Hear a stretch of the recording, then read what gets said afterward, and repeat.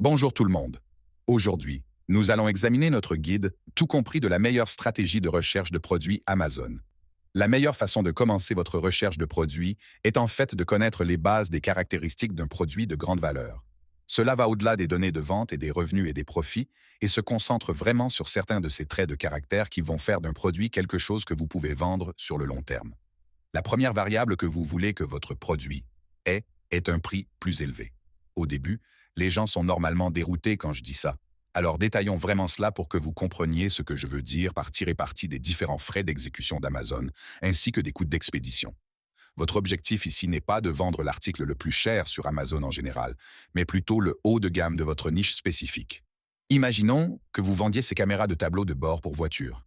Ces deux produits sont dans la même niche, ont des fonctions très similaires. Ils ont même la même boîte et un volume de vente mensuel similaire. Cela signifie que les deux vendeurs Amazon paient le même montant et leurs frais d'exécution par Amazon, ainsi que le coût de leur transitaire depuis le fournisseur.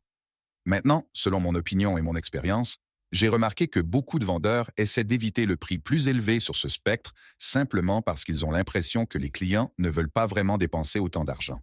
C'est une bonne occasion d'explorer une partie de la niche qui a un peu moins de concurrence. La prochaine caractéristique que votre produit devrait avoir est ce que j'appelle la capacité d'avancement. Cela signifie simplement que votre produit a la capacité d'évoluer et d'être légèrement meilleur que ce qui est actuellement sur le marché. C'est énorme quand vous essayez vraiment d'obtenir des avis positifs.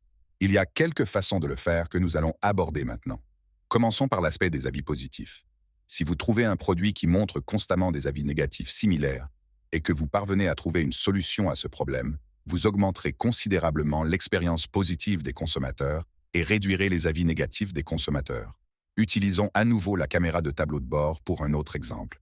Disons que vous faites des recherches de produits et que vous remarquez que beaucoup de vendeurs obtiennent des avis négatifs sur la ventouse, qui adhère à la fenêtre. Pour une raison quelconque, elle cesse de fonctionner après environ 2 à 3 mois, et c'est ce dont les gens se plaignent. Créativement, vous contacteriez votre fournisseur et diriez « Écoutez, j'ai peut-être besoin d'une ventouse plus grande ou d'une légèrement plus épaisse qui adhérera mieux à la fenêtre. » C'est juste un petit exemple de comment vous pouvez être créatif pour résoudre un problème qui éliminera certains de ces avis négatifs. La dernière variable que vous voulez que votre produit ait est ce que j'appelle l'expansion de niche. Cela signifie que vous avez effectué des recherches supplémentaires dans la niche plus large dans laquelle votre produit se trouve. Cela va établir d'autres opportunités de produits potentiels que vous pouvez efficacement annoncer aux côtés de votre produit initial pour que les consommateurs ajoutent non seulement un produit à leur panier, mais plusieurs produits avant de passer à la caisse. Si vous utilisez la caméra de tableau de bord comme exemple encore, vous pouvez voir qu'une fois que je clique sur la vitrine du vendeur, ils ont des articles supplémentaires dans leur magasin qui sont des accessoires de leur article actuel. Ce vendeur propose d'autres produits liés à leur niche, comme des kits de matériel et des cartes micro SD. Vous n'avez pas à être aussi précis que cet exemple. Ensuite, nous voulons définir certaines des normes de recherche de produits que nous allons utiliser lors de la recherche d'un produit sur la plateforme AMZ Scout. Les chiffres que nous allons utiliser pour cet exemple sont vraiment juste une base. Non seulement vous devriez jouer avec ces chiffres légèrement pour voir comment cela change les résultats de recherche, mais vous devriez aussi prendre note après le lancement de votre produit et voir comment les différents critères ont fonctionné. Une fois connecté à votre compte AMZ Scout, naviguez sur le côté gauche et cliquez sur Recherche de produits. À partir de là, vous disposez d'outils précieux comme la base de données de produits, le suivi de produits et l'extension Pro. À partir de ce point du processus, cliquez sur la base de données de produits pour que nous puissions entrer certains critères afin de vraiment filtrer quels produits ont un fort potentiel de succès. Votre premier filtre est la section catégorie. Cliquez simplement sur la flèche déroulante et vous verrez toutes les différentes catégories Amazon dans lesquelles les produits sont listés. Pour cet exemple, je vais sélectionner plusieurs catégories afin que nous puissions vraiment voir comment cela modifie les résultats de recherche.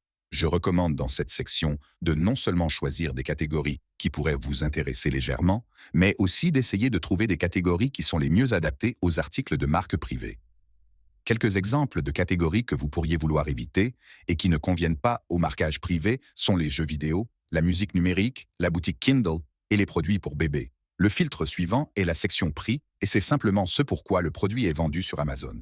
Pour ici, j'ai mis un minimum de 30 et un maximum de 60. Après cela, cliquez sur la section Plus de filtres qui va vous donner beaucoup plus d'opportunités pour vraiment affiner votre recherche. Le filtre suivant est la section des avis.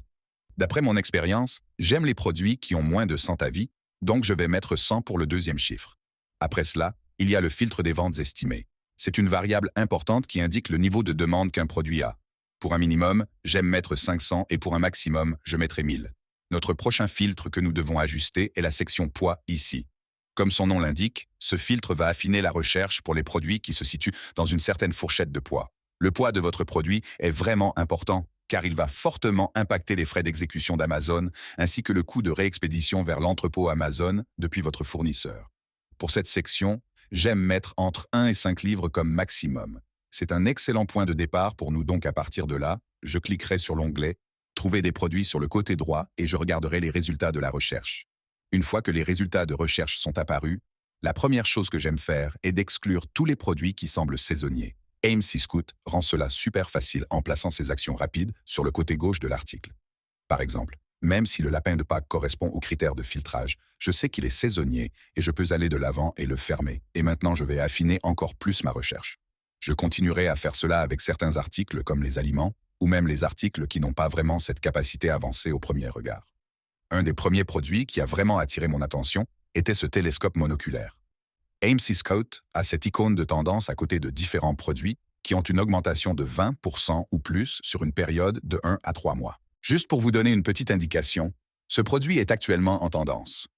Maintenant que j'ai trouvé un produit qui semble intéressant, je veux creuser un peu plus profondément et je vais utiliser l'outil de recherche d'AMC Scout pour explorer un peu plus de données pour ce produit. Dans l'onglet « Recherche de mots-clés », la recherche inversée d'Asine rend l'obtention de plus d'informations assez facile. Après avoir copié l'Asine depuis la base de données de produits, nous pouvons simplement le coller ici et cliquer sur le bouton « Trouver des mots-clés » pour obtenir une liste de mots-clés associés à cette Asine, ainsi que des informations importantes comme le volume de recherche estimé associé aux mots-clés spécifiques. Maintenant que nous avons une bonne idée des mots-clés que ce produit utilise sur Amazon, changeons de cap et continuons la recherche directement sur Amazon en utilisant quelques autres outils. Après avoir saisi le mot-clé associé à ce produit dans la barre de recherche Amazon, j'aime utiliser l'extension AMC Scout Pro pour obtenir plus d'informations. Une fois l'extension ouverte, AMC Scout va catégoriser toutes les informations importantes du produit dans un rapport facile à lire en haut. Tout de suite, quelques variables importantes que je voudrais connaître sont le score de la niche en haut à droite ici. Si vous cliquez sur les mots ici, cela fera apparaître les 3 composants qu'AMC Scout utilise pour évaluer les produits et vous donne une description pour chacun. Notre score pour ce produit est de 8 sur 10, ce qui est honnêtement génial. Cela montre que le produit a des marges bénéficiaires élevées, des niveaux élevés de demande et des niveaux de concurrence plus faibles. Une autre figure importante sur laquelle j'aimerais me concentrer dans l'extension Pro est la moyenne des avis. Comme cela l'indique, cette métrique montre simplement la moyenne des avis dans cette niche pour tous les différents vendeurs. En règle générale, j'aimerais que ce nombre soit inférieur à 150. Vous pouvez voir d'après les données, nous sommes juste autour de 80 ici, ce qui est un bon signe pour les niveaux de concurrence. Maintenant, l'un des derniers outils que j'aimerais utiliser avant de continuer et de calculer les profits potentiels est l'outil QuickView. Cette extension web est idéale pour comparer les produits dans cette niche et vraiment voir comment certains vendeurs utilisent différentes variables à leur avantage. Comme petit exemple, j'ai tapé un des mots-clés les plus recherchés pour ce produit et j'ai utilisé l'extension QuickView pour comparer les deux produits côte à côte. Vous pouvez voir que les deux produits sont vraiment similaires en fonction, taille et style, mais il y a 2 points de prix différents. L'un est à 55 et l'autre est à environ 35. C'est un excellent exemple de comment vous pouvez utiliser ce spectre de prix pour vraiment aller dans le haut de gamme et tirer parti du service de traitement d'Amazon, tout en économisant sur ses frais de transit du fournisseur jusqu'au centre de traitement d'Amazon. Nous avons parcouru beaucoup de choses dans cette vidéo en parlant des principales caractéristiques d'un produit de grande valeur ainsi que de certains des principaux critères dont vous avez besoin lors de votre recherche de produits. La dernière étape maintenant est de calculer vos profits potentiels. L'une des meilleures façons de le faire, et une façon gratuite de le faire, est d'utiliser le calculateur de profit d'ANZ Scout. Non seulement j'adore cet outil, parce qu'il ne vous coûte rien de l'utiliser, mais il rend vraiment le calcul de vos profits potentiels extrêmement clair et facile à comprendre. Si vous avez téléchargé l'extension Chrome, cliquez sur le produit pour lequel vous souhaitez calculer les marges bénéficiaires. Pour nous, nous resterons sur l'exemple du télescope monoculaire. Ceci devrait être généré automatiquement lorsque vous ouvrez une extension web. C'est simplement ce pourquoi l'unité se vend sur Amazon. La figure suivante que nous devons saisir est le coût du produit. Ceci va provenir directement de votre fournisseur et est assez simple, basé sur le coût par unité. Comme vous pouvez le voir, Après avoir contacté un fournisseur, j'ai pu obtenir un prix d'environ 18 pour une commande de 100 à 500 unités. Pour cette métrique, j'ai mis 18 et 50 juste pour être prudent. En dessous du coût du produit se trouve le coût d'expédition. Encore une fois, c'est par unité. Alors assurez-vous de faire ce calcul de profit en déterminant vos frais d'expédition. Après avoir contacté ce même fournisseur sur Alibaba, j'ai pu obtenir une estimation d'environ 4,50 basée sur le poids du produit ainsi que l'emballage du produit. L'entrée suivante est votre chiffre CPC ou votre coût par clic. Ceci va provenir de l'exécution de différentes campagnes PPC sur Amazon pour commercialiser votre produit afin que les clients puissent le voir et l'acheter. J'aime faire une moyenne entre 1 et 3 par vente ici. Je suis allé juste au milieu et j'ai mis 2 pour ce chiffre. En dessous, il y a toutes les différentes figures de produits que AMC Scout génère automatiquement pour vous. C'est l'une des raisons pour lesquelles j'adore cet aspect de la plateforme. C'est parce que cela le rend super simple en prenant toutes les différentes dimensions du produit et son poids, en les catégorisant très facilement, pour vous permettre de lire et de voir toutes ces différentes dépenses. La dernière figure que nous devons ajuster est les ventes mensuelles estimées. Il y a plusieurs façons de calculer cela, mais ma façon préférée est de prendre 75% du stock total que vous prévoyez de vendre. Pour un petit exemple, disons que nous prévoyons de commander 100 unités pour notre premier lot. 75%. De cela est juste 75 unités, donc c'est le chiffre que je prévois de vendre lors de mon premier mois de lancement de ce produit. Maintenant, vous avez la meilleure partie, et c'est voir combien d'argent ce produit peut vous rapporter. Sous les ventes mensuelles estimées, il y a 5 chiffres qui décomposent toutes les métriques que vous devez connaître. La première est vos frais totaux de FBA pour vendre ce produit, que nous voyons être d'environ 13,84 € par unité. C'est ce que prendra Amazon après chaque vente. La figure suivante est le profit par unité. Comme vous pouvez le voir pour le télescope monoculaire, nous faisons presque 18 par vente. En dessous se trouve votre chiffre de marge nette. C'est un pourcentage qui indique la marge de profit totale par vente. Une bonne règle de base ici est que votre marge bénéficiaire soit d'au moins 25% pour vraiment que cela en vaille la peine. La figure suivante est votre ROI. Cela signifie retour sur investissement.